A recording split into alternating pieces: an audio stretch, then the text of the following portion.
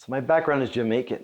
And although I was born here, we moved to Jamaica, so I did spend the first few years of my life there. Jamaican food, Jamaican culture, the music growing up. So I've always been able to feel connected to my roots my whole life.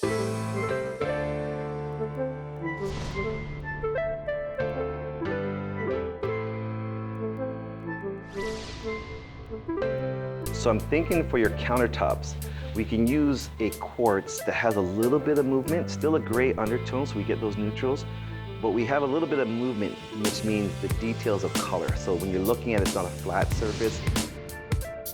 Micheal Lambie Interiors is a full-service interior design suite. So we'll do everything from pick and paint colors, to decorating, to renovating.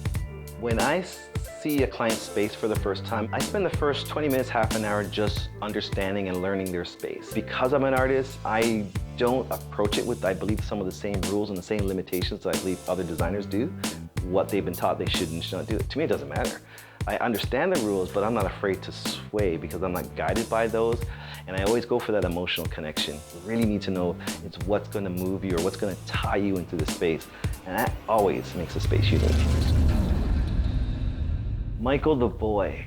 I was not quiet, a little shy, smiled a lot, and loved to draw. I was the youngest, so luckily I had 3 older brothers to guide me. So I was very fortunate that way. And they were, by most accounts, my role models.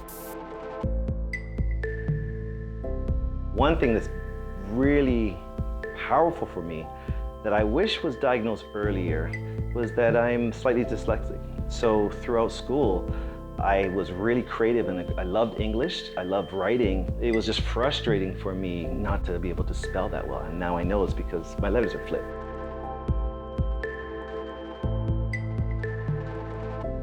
My greatest influence growing up was my mother. Raised 4 boys by herself. She brought us over from Jamaica with suitcases. I was 6 and we're all 2 years apart, so 4 boys, 6, 8, 10, and 12. We didn't have a lot of money, but no one in our neighborhood did. My mom did what she could to raise us. She worked, she put herself through university, finished up her education. Powerful lady, powerful, really determined, strong woman.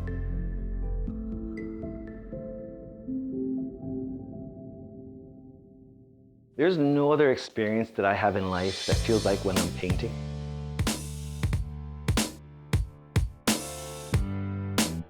All I knew is that I wanted to be an artist. I just loved to draw, and I knew that was the place where I kind of got to excel. When I graduated from OCAD, I was lucky enough to get a job from a marketing company, and they hired me as their in-house illustrator/designer. Quickly got laid off. I had to work for myself, to the point where I started my own company, started getting clients, and became so busy. In my vision of what life was supposed to be, I was there. I checked all the boxes. I had the job that I wanted. I was partner at an ad agency, a market agency, I was the creative director. So what I went to school for. I had 2 beautiful children, I was married, I had a nice house and cars and et cetera, and I wasn't happy. And I couldn't figure it out, and I felt guilty for not being happy and not knowing why. What really became clear to me is that everything I thought I knew, everything I worked so hard and how I planned my life to be wasn't the answer. I just knew I had to get off this path because I was finished. My wife and I, at the time we got divorced.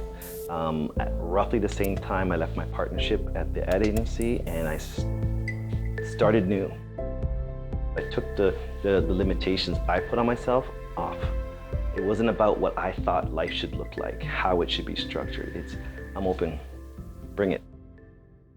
When we introduce a little bit of the color, what's beautiful about the wallpaper as well is we get a little texture. When I started my interior design company, I remember saying a lot of times, I feel like a kid fresh out of college. I had all this learning to do. I felt creative and I felt like I could take on the world, and there was this whole unknown.